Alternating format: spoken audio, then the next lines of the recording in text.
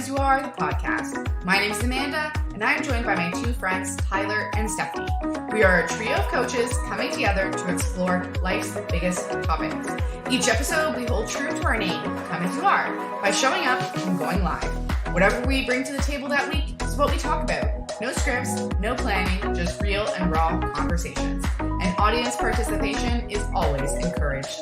Our mission is to create a space where vulnerability and authenticity take center stage. And we believe in the power of deep conversations and soulful connections.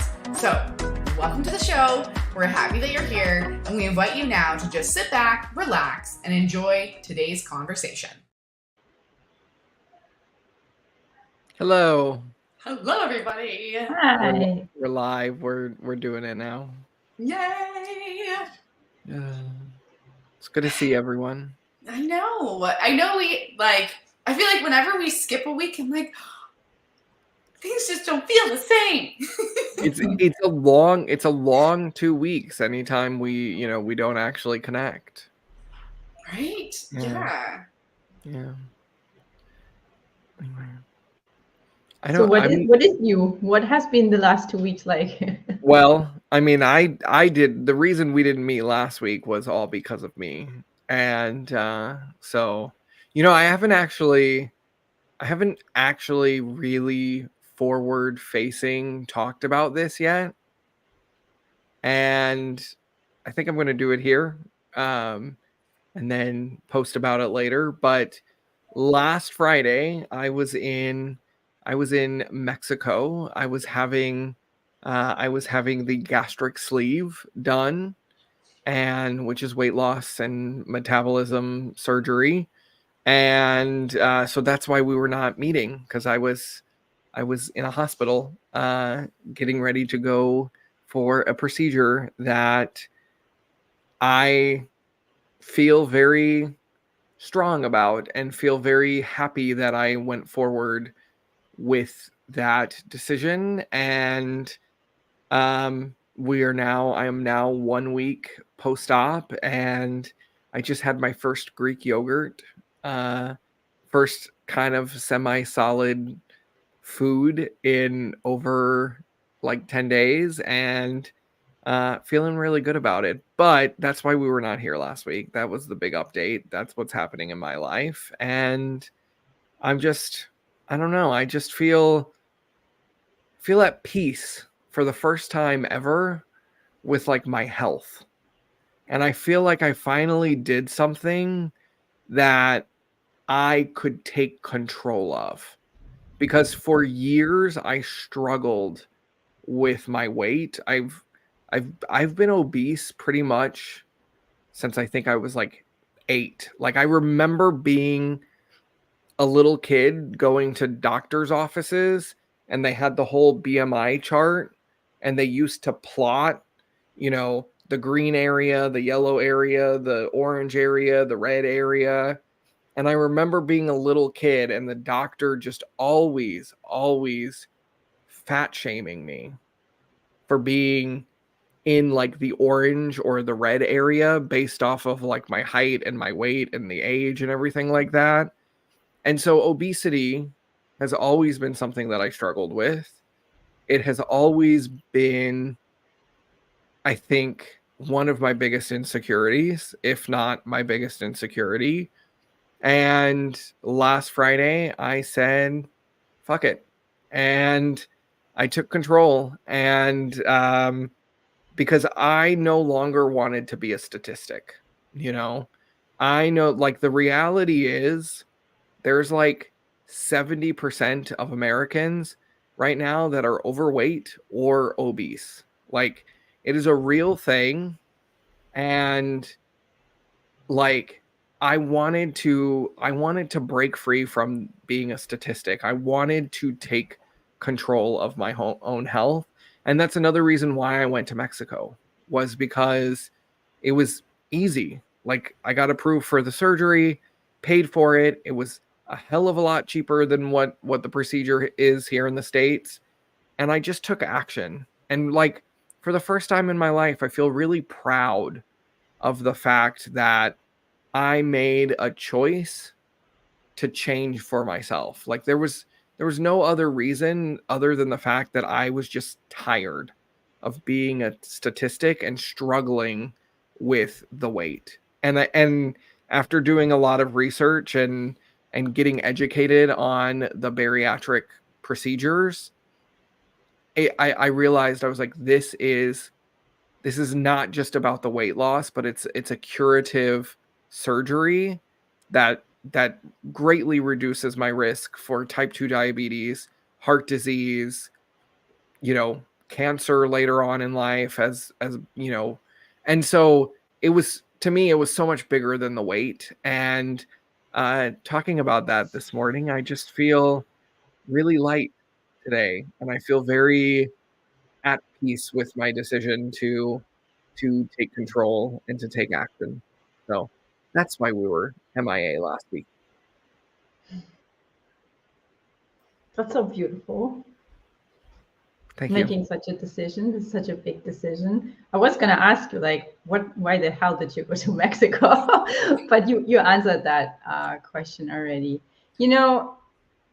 I hear those stories so often, about people struggling with their weight, with their body image in whatever direction, right? And body shaming, and how superficial we all are in judging other people just by the way they look, not just the size of the body in general, but also, when you don't have straight teeth or pointy ears or bigger thighs or whatever, right? That's so heartbreaking in our society, and we need to do a lot better. And the question that arose for me, I guess, was, you mentioned a couple of times, you don't want to be another statistic. And I think that sums it up so perfectly, that we automatically put people in bigger bodies in this category, right? In this category. And it makes it so much harder for the people who are struggling with their weight to take control of their health and take charge, because there's so much misinformation out there. All the doctors, right? All the medical experts, with all the fancy titles, they're giving the entirely wrong treatment. And also, what's so heartbreaking is that when you go into a doctor's office as a person in a larger body, you don't get the same treatment as someone in a smaller body. The first thing that the doctors will say is, oh, you just have to take control of your weight, you just have to take care of your physique, and then, like, all the other diseases that you come to me, like, they don't even exist, right?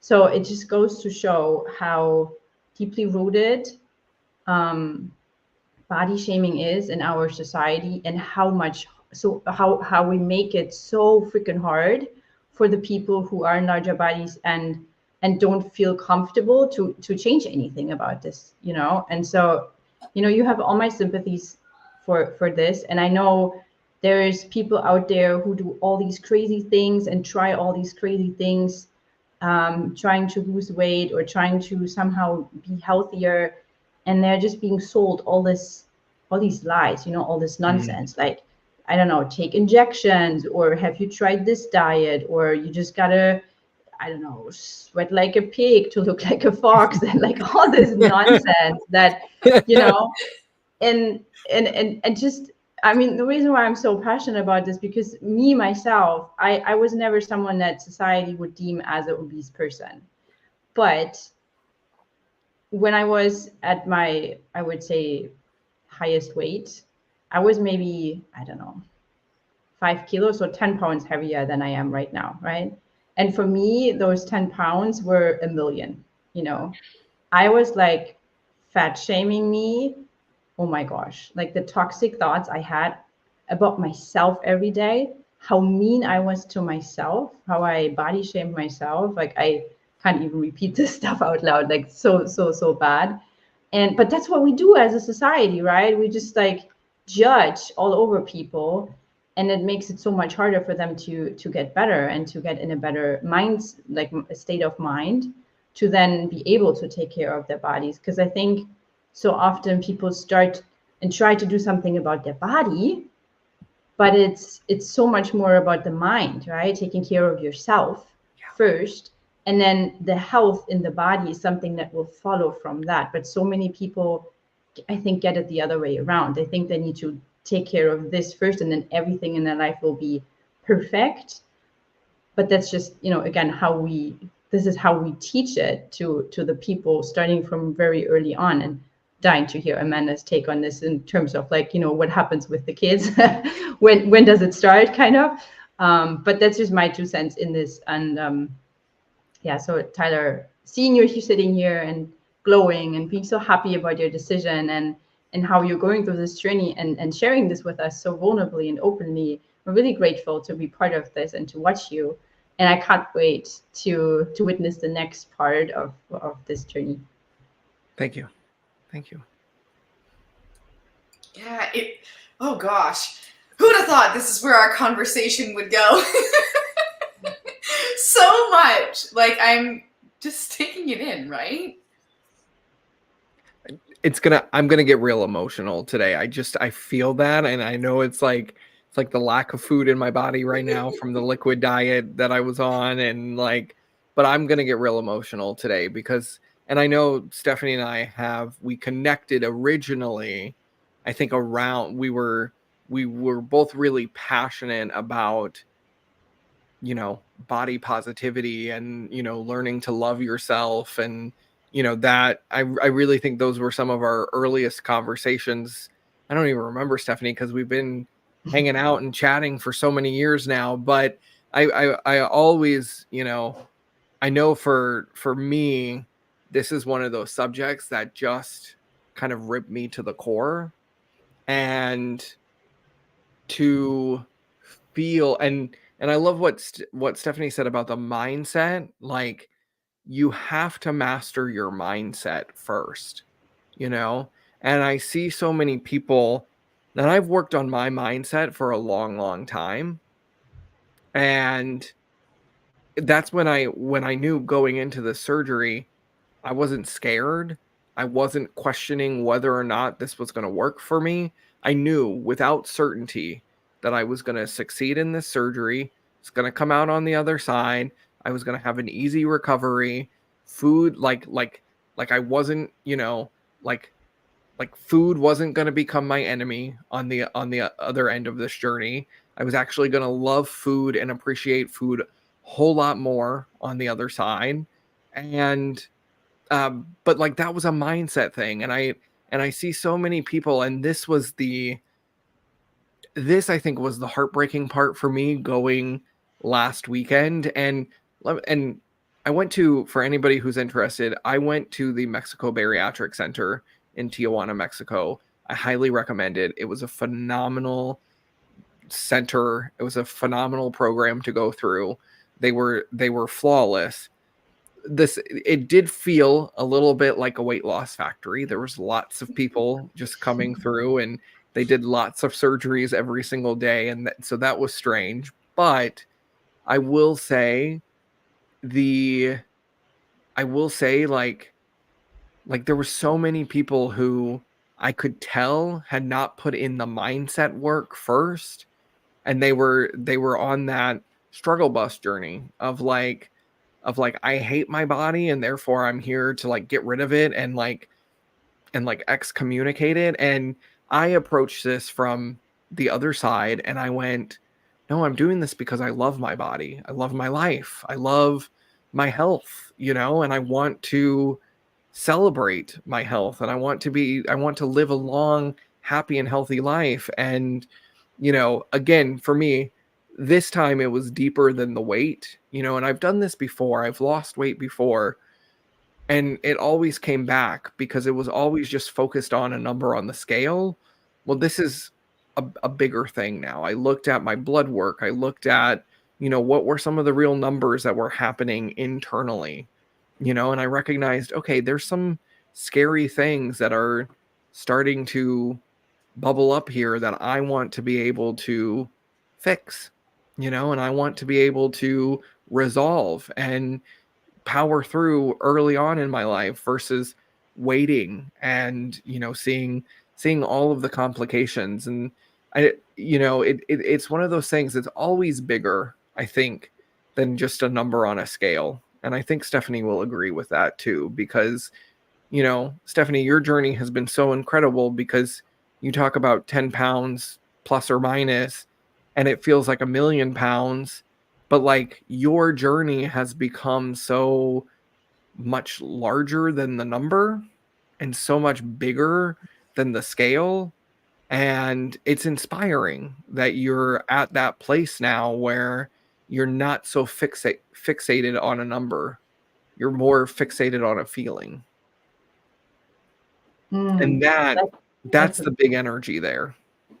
That's such a good point. And I mean, how often do you see this? Someone saying like, "Oh, I'm going on a diet," and then there's this like end goal, right? You have like they say, "Okay, I'm gonna do this diet, and it's supposed to be 4 weeks, and I'm gonna lose 200 pounds, and then I will be the new me, and then everything's gonna be perfect," right?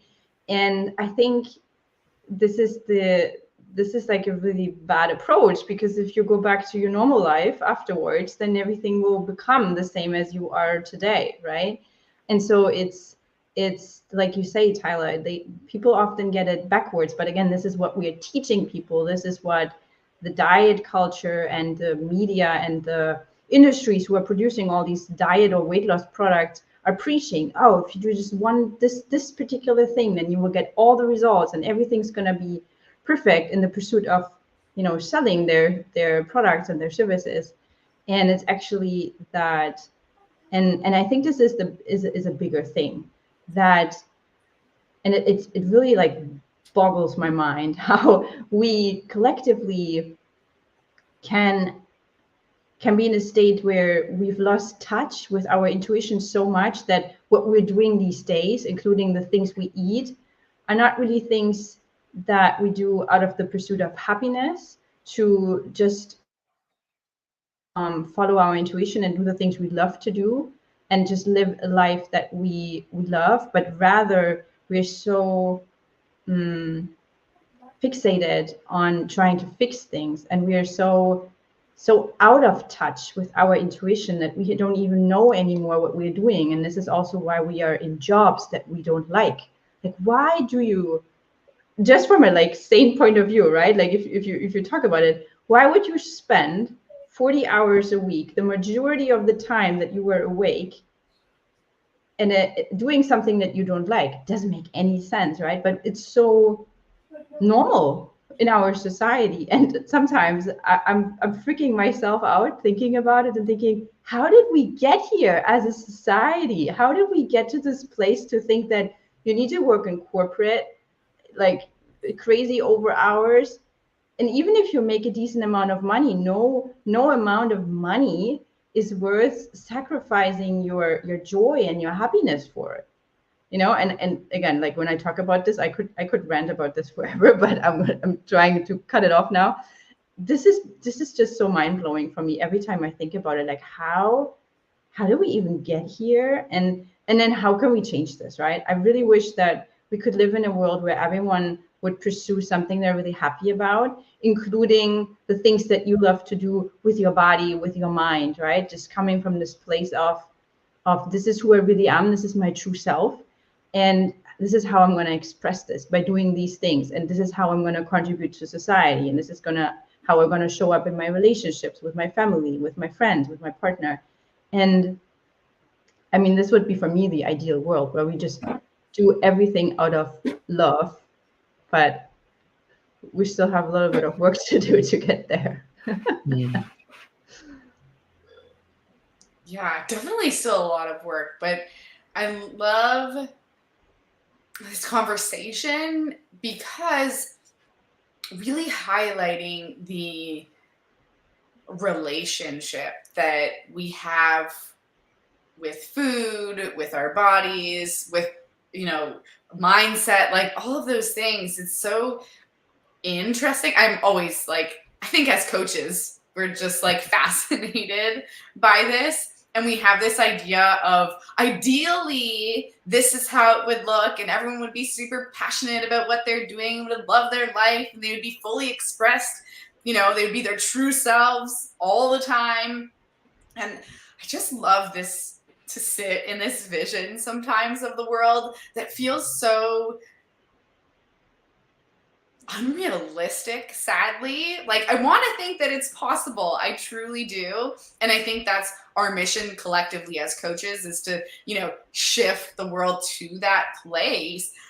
But there's so much, as we're saying, right? There's so much work that needs to be done. There's so much, the sprinkling of the diet culture and the idea of removing ourselves from our intuition, or taking ourselves away from really what our passions are. And it's such a normal thing that we don't even realize that it's even happening, almost, I feel like, and it's I can't even find the words, because I just feel like it's so sad, but that's not even a big enough word to like really say what I really feel about it, because I think it's just so unfortunate that we've become okay with the way things are, right? And yes, there are some of us who are taking matters into our own hands and taking control of our health and our bodies, and doing the things to trust our intuition and getting back to that place. Because my belief is that as we are born in this space of like intuition and, all of those things. And then as we grow, we sort of lose touch with that because of the societal norms and all the things that are pushed on us. And I think we just need to be reminded of that, and we just need to get back to that. So I love that we're having that conversation, because I don't know that it's talked about enough, which is so much of what we talk about here in general. But you know what I mean, right? Like that, yeah, we need to get back in touch with intuition, which kind of encompasses all of the things that we're talking about, right? For me, it comes back to being able to trust yourself versus trusting others. And I say that not to say like I don't trust others, because I do, but I lead my life based off of, as Amanda was saying here, my own intuition. I connect to what it is that my heart truly desires and what I'm feeling called to in that moment. And I trust myself. And so often we look for other people. We look, like when we're little, we look at our parents for guidance, and, we trust them to make the right decisions for us. And at some point, I think the transition between childhood and adulthood happens when you learn to trust yourself. When you learn to finally kind of take control of your own life and allow yourself to finally be in the driver's seat, and not be in the passenger seat being passive. It's the active approach to life. And I had this very interesting conversation yesterday with one of my clients that I'm working with. We were talking about confidence, and I think confidence is one of those like fascinating topics that for many of us, we don't feel confident. We don't like for whatever reason, we're like conditioned not to feel confident, and I realized like in my 20s that I was naturally confident, even though my entire childhood, I thought I lacked confidence. It was weird. It was weird. Like, and my grandma, she told me, she goes, yeah, you were always confident. And I was like, yeah, but I never felt confident. And it really made me start to think about like the choice that we have to just say, I'm confident. I'm confident. And then get really clear on what does confidence look like to you? What is your definition of confidence? And I think this is a bigger topic than just confidence, but like, it's like, what is your definition of health? What is your definition of wealth? What is your definition of happiness, of purpose, of passion? We're always looking for something great out there in the world to tell us, but we should be telling ourselves what these things are. We should be defining these things for ourselves, because at the end of the day, this is our life. This is our life, and every single individual in this world has a completely different life. And we don't appreciate that enough, you know? We fall into like the greater society norms. And again, this is like deeply rooted in psychology of like love, safety, and belonging. It's where it all starts.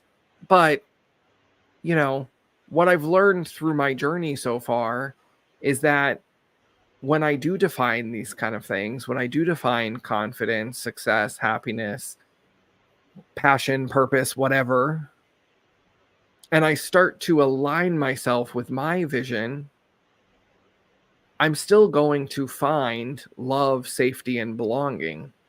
It might look different than what I've known in the past, but it's still there. And the cool thing is, it's stronger. The love, safety, and belonging is stronger. Because when you align with what is true to you, you start to attract the people that mirror that match that. And that bond is so much stronger than staying stuck in some old beliefs, old way of living, old ways of being, just because you want to feel love, safety, and belonging. You're going to get it on the other side, and it's going to be even greater. But it's scary to make that choice. It's hard to make that choice. It's hard to let go of some of those old friends, even some of the family members, you know, who don't align with who you were, 15 years ago. But it's so enriching. It's so enriching. It's so enriching to do that. And that, I don't know, it's like to me, it just comes back to, again, just being able to trust yourself and know that you have the power. It's magical. And I would also add, as you're saying, you know that you have the power, I would also say that you know that you have all the answers. So as we're talking about this, we're searching outside of ourselves for defining happiness and, confidence and all of these amazing things, when the truth is, to me, this definition, right, is really something that already like exists within us. And we just sometimes need to extract that in maybe a more concrete way, in the sense of like, maybe it's journaling, right? Like, what does confidence mean to me? But the answers are coming within. Like, we already know the answers. We already know what confidence is. We've already defined it for ourselves internally.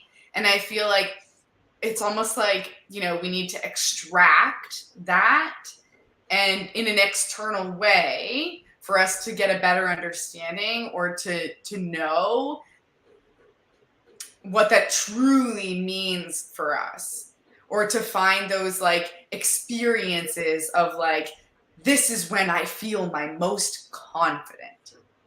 Maybe I'm showing up for other people and they're like, you've got confidence. Because Tyler, I can definitely relate to that experience, right? Like, oh, you show up with so much confidence, but how we're feeling on the inside is sometimes a mishmash. And so it's, how do we define that? What are those experiences that we can connect to that feeling of confidence? But at the end of the day, there's no checklist that you can say, oh, well, I've checked all the boxes on the confidence checklist. Now I'm just confident, right? But I think we have those experiences that validate our own internal definitions of what it means to be confident, that it's already within us. Like the answers are already within us. And then the next step, as you're sharing, is this like, then we align with others who align with that same definition, I guess, if you will, of those things, right? And yeah, I just feel like it's so important to remember that as we're talking about defining these things for ourselves, it isn't about finding that definition outside of ourselves. It's knowing that we already have the answers inside of us. We just need to spend time getting to know ourselves better and getting to know what those definitions are for us.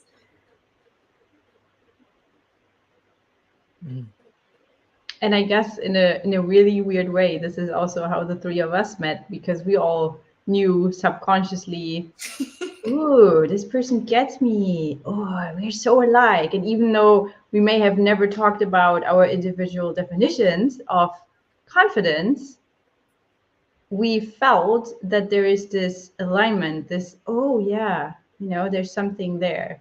I think so much of the human connections is just that, subconsciously feeling and seeing, this person aligns with me on so many things, even without ever talking about it. I think that's something really magical about human connections.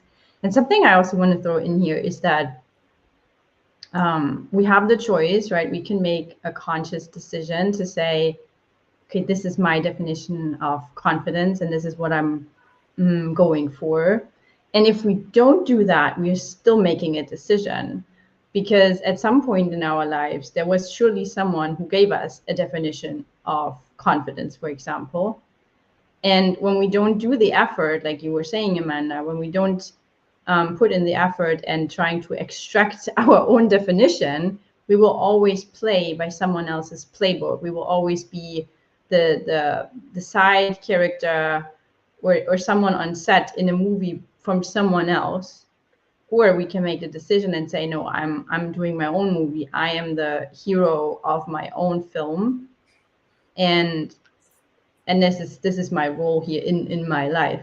And if we don't take charge, if we don't step up to the plate, then someone else will come in and say, oh, okay, so then you can work on my set, And so whether or not we're aware of it, I would say that we make a gazillion decisions every single day, whether we want it or not. And if we don't consciously make a decision to decide for ourselves and to step up for ourselves, I think then we will still make a decision, and it might not be beneficial for us, or it will be a decision that is not really good for us. Yeah, there's a quote that comes to mind, and as we're talking about this, and we're talking about the loves, the safety, the belonging, all of the things, and how we came together, and that whole like journey, and how that all happened. And so I'm going to share.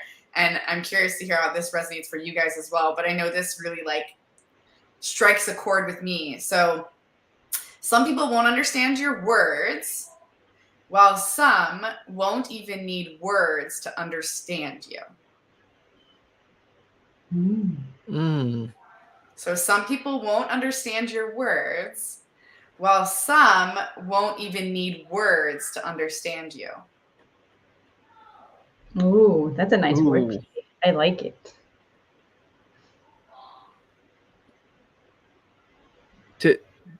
To me, what comes up hearing that is I don't know why I immediately think about this, but I immediately think of the law of attraction.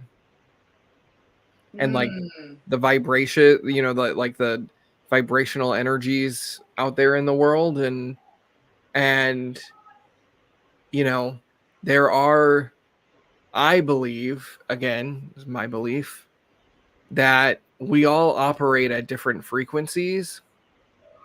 And if we're operating on two different frequencies, we're not going to understand each other's language, our words, it just like they just don't tune in, but when we are operating on the same frequency, which I think the three of us operate on the same frequency, we don't need like as Stephanie said earlier, like we've never sat down and said, what's your definition of confidence?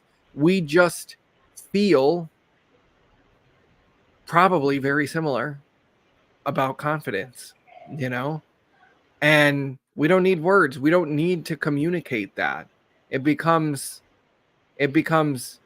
intuitive. Ooh, coming back to intuition. When you're operating on the same frequencies as other people, you just intuitively know, these are my people. This is right. This feels good. You don't need the words. You just need to feel it. And that's what was coming up for me when I heard that quote. Mm-hmm. Yeah, that's what I love about it so much, because I feel like there's so many people in my life that I have this experience with, where there's certain things that, like, maybe we've never talked about. And as we're using this example of like confidence, right? Defining confidence is maybe not the same. However, there's no need to have the conversation, or there's certain things or beliefs that I have that are just a match for the other people in my life, where we don't even need to talk about it. I don't even need to say anything. It's just an unspoken understanding. And I think when we can have those kinds of people in our lives, then that's truly like so special. Those are the real authentic connections. And then the beauty of being able to have conversations like this, but just being able to have those authentic people in our lives, because I think so many of us, in thinking about, teenagers and how even, kids, right, where we act in certain ways so that we can feel like we fit in with a certain crowd or a certain group of people, or, this is where peer pressure comes from, right? Like we do certain things because we want to feel like we fit in. We want to be like the cool kids or whatever, right? So we do certain things, I think, for the wrong reasons, because we're trying to find our people, right? So it's with good intention that we're trying to find, those people where we don't need to speak for them to understand us. But it doesn't happen, I think, in that way. Like if someone is pressuring you or making you to feel like uncomfortable in any kind of way, it's a no. It's a those aren't your people. Instead of trying to morph and turn into like shapeshift to fit in. I hate that idea of fitting in. Like, I don't want to fit in. I want to stand out. I want to be my own person. Like, I don't want to fit in, because to me, fitting in is when we're conforming to what other people are doing so that they'll like us. And not that I don't want people to like me, but that's not my sole purpose in making friends, right? Like, it's not, oh, well, I'm going to act a certain way so that they'll like me, right? That's what I mean. Like, of course, I want to be a kind person and a good friend, but I don't want to have to pretend to be somebody else for people to like me. I don't want to have to pretend to be a certain kind of way for people to like me. I want to be in a room with people who understand me, and I don't have to say anything. I think that's, there's like, those different kinds of friends, and it can take time sometimes to find those people, but when you do, and you don't even need to question whether they're your people or not. Like you just know. Yeah, it's kind of what Tyler said with the intuition piece, right? Like you just, it's not intellectual. There's no list. You're not gonna check off the boxes. Oh, does that person has the same definition of confidence than I do, right? Does this person have a house? I don't know, whatever your criteria are for finding new friends. It's not like that. It's really purely based off of intuition. And I think this is also so fascinating how we sometimes find new people on the internet when we haven't even been, and this is true for the three of us too, we haven't even been in the same room. And yet we feel like, oh, this is the person I want to reach out to, right? You could, I don't know, you could find like descriptions of people, and someone could have the nicest way of describing themselves and only mentioning like all these great things they have done or whatever, and maybe there's something that says, oh, that's not the person, I don't know, whatever, right? And you can't even pinpoint what it is exactly. And this is, I think, this frequency that Tyler was also talking about. It's just, it's nothing that makes sense, but yet we can't deny that it's there, right? Like that's a really cool part of science, that there are these unexplainable forces and no one really can like prove it, but also we can't deny that they're there. And I would say that this is definitely a big part of it, the frequencies that we have between people, and how we are connecting based off of just purely intuition. And I find that so beautiful that this even works over the internet. Yay.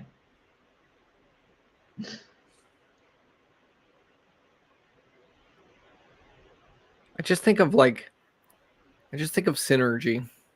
I don't know why that word's coming up, but synergy. Like it's all just, I don't like, to me it's so effortless when you just allow yourself to like be true to you. You know? We work so hard all the time, as like Amanda was saying, around trying to fit in and trying to uphold certain standards and live up to other people's expectations and all of these kind of things. And it's exhausting. It is really exhausting to try to pretend that we're like this when we're really like this, you know? And it becomes effortless when we allow ourselves to just show up authentically and show up aligned to our inner selves, you know? And then all of these other things fall in place. Like, you know, you meet your best friends on the internet and you start a podcast together, you know, and like we've never met in person, but like it doesn't matter because I know they're the same people in person as they are online. And you just, I don't know, I just think this could all be so much easier. Or like life could be so much easier if we just stopped focusing on the outer and just turned inward and just really asked ourselves, what is it that I want? What is it that I desire?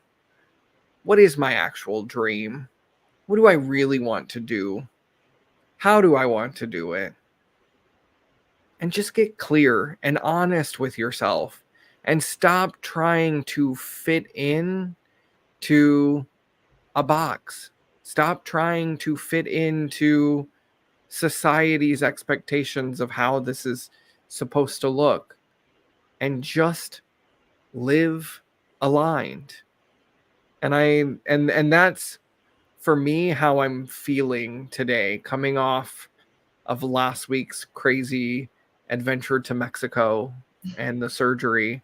I'm feeling very aligned today for like really the I'm not going to say the first time in my life, but I'm going to say like this is the most aligned that I've felt so far in my life. And it's a wonderful feeling. Like I just feel like I'm glowing, and I just feel good and happy with the choices that I've made, with the direction that I'm taking things. And I don't worry. I don't worry. I don't have fears. I don't have insecurity. I have strength. And I have my intuition. And I have my power. And it's a really beautiful thing. And I think the three of us, we all have that. We all have the secret. Yeah. And I almost feel like by us having these conversations, it's that permission slip to others to do the same, right? Because sometimes I think the challenge to making change is that we're scared of what might happen, and it's always the worst case scenario, right? And so if we can see an example or several examples of living in this space of authenticity and truth, that yes, there are moments that are challenging and there are moments that are hard, but the authentic part isn't hard. It's just the challenges of life. And whether you're trying to fit into somebody else's mold or you're just being authentic, the challenges are going to come no matter what. It really doesn't matter.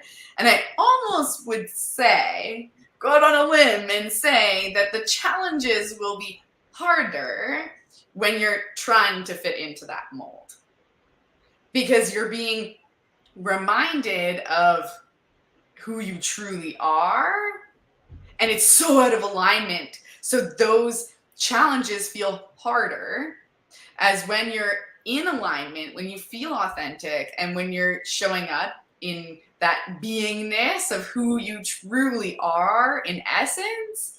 The challenges are hard, yes, but it's also those challenges are what are building you up and like strengthening you as a person, as a whole. Instead of a whole bunch of pieces scattered all over trying to fit in the mold, it's like, I'm already whole. And so now these challenges are just improving on who I already am. And I'm evolving as a person instead of, oh, it's so hard. And it's just hard because I don't know about where I'm at in my life. I think when you're in a space of authenticity, at least this is from my experience, those challenges, though they may be hard, I can see the value and I can see the gift and the opportunity for my highest good, for my growth, for my evolution. I can see how they are helpful, though still hard. They can actually be helpful to propel me to a bigger, brighter vision and future that's even more aligned and even more than I ever could have even imagined. And I would even add here that when you are not in alignment with yourself, when you're trying to people please and just trying to make it right for others, then you will probably be faced with challenges that are not actually meant for you. Like, they're not going to make you grow. Even if you master them and you become better, then those are not the things you really want to do. Those are not really the areas where you want to improve and want to go on a journey. And so it's going to feel so much harder. And I think we can bring life down to the question, what problem do you want to solve for society? And especially being in the service industry, like, what is it that you want to solve? How do you want to make the world a better place, basically, is another way to ask this. And if you are, I don't know, working in a department store, or you're whatever at Starbucks, and you're thinking, oh, I have my acting career and I want to become like the biggest actor in Hollywood ever. I don't know, whatever. And this is not actually meant for you, and you're just trying to please whatever or whoever, then the experiences that you will have there, yes, they're going to add to your life, but this is not really how you're meant to grow. And when you finally pursue the thing that you are meant for, or the things that you are meant for, because usually it's like a lot of things, not just one thing, and it doesn't always have to be the career even, then this is when we can allow ourselves to really shine and be our true selves and grow where we need to grow for these challenges. But again, what problem do we really want to solve, or how do we want to benefit the world? And it comes down to, I think Tyler actually started with this earlier, saying that what do you actually want? Like, this is, I think, such a key question where we can get lost so quickly already. When we don't have this down, then we're just not in the right direction. And it's so much more important to go in the right direction than the speed. I don't know, there's this really beautiful quote, I can't get it together right now, but it's more important the direction that you're going to versus how fast you're going, right? Because if you're going 100 miles per hour but you're going in the right direction, then what good is the speed for? Right. Yeah, the direction is more important than speed. And yeah, I think that's so true. Mm-hmm. Mm.